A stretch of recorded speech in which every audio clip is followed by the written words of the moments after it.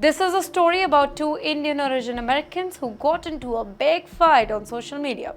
One is Thanedar, a US congressman from Michigan, and the other one is Dinesh D'Souza, a right-wing political commentator known for supporting Donald Trump. Well, their public argument on X quickly went viral, not just because it was dramatic, but because it raised important questions about immigration, identity, and what it means to be successful in America as an Indian American. Let me tell you, the clash began on April 29, 2025, when Dinesh D'Souza posted a video of Thanedar and made a harsh comment. He wrote that if this guy lived in India, then he would be a municipal clerk or a waiter.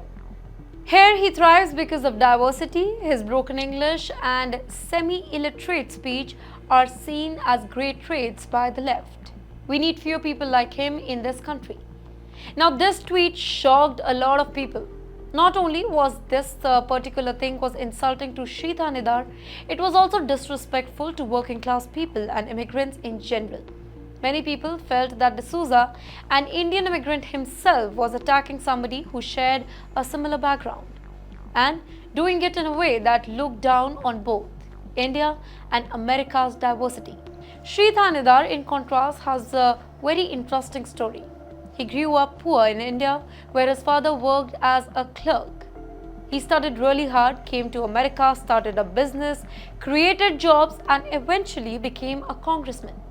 Today, he represents Michigan's 13th congressional district, which includes Detroit and surrounding areas. He also helped pass the largest public school funding increase in Michigan's history. Thanedar is a classic example of American dream, somebody who worked his way up despite the odds.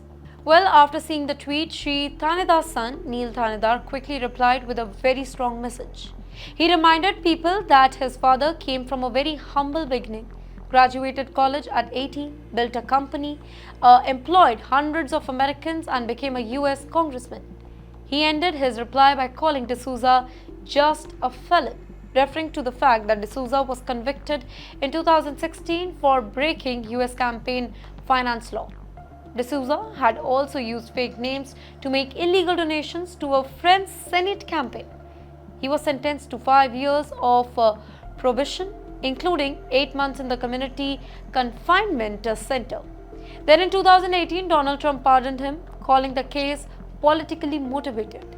But many critics saw the pardon as a reward for D'Souza's loyalty to the Trump.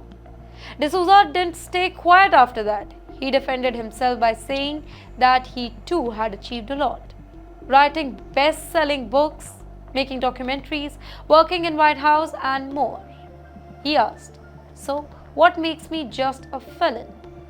But Thanedar wasn't done yet. He responded again, saying that he had indeed grown up in India, but his father was a clerk.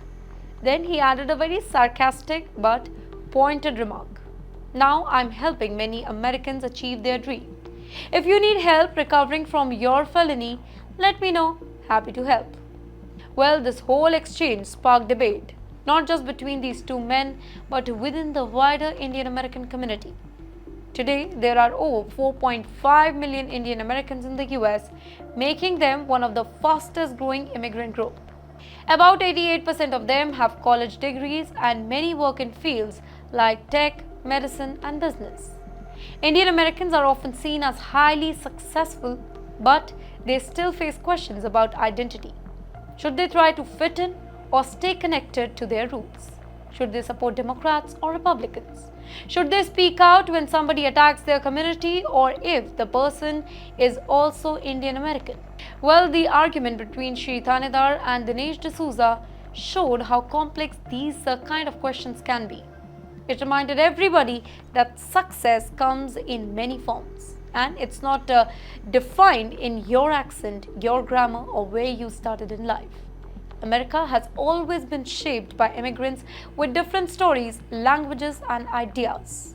To say we need fewer people like him is to ignore the very people who have built this country. In the end, this was more than just an internet fight. It was a powerful example of how immigrants, specifically from the Indian community, are continuing to shape the future of the US.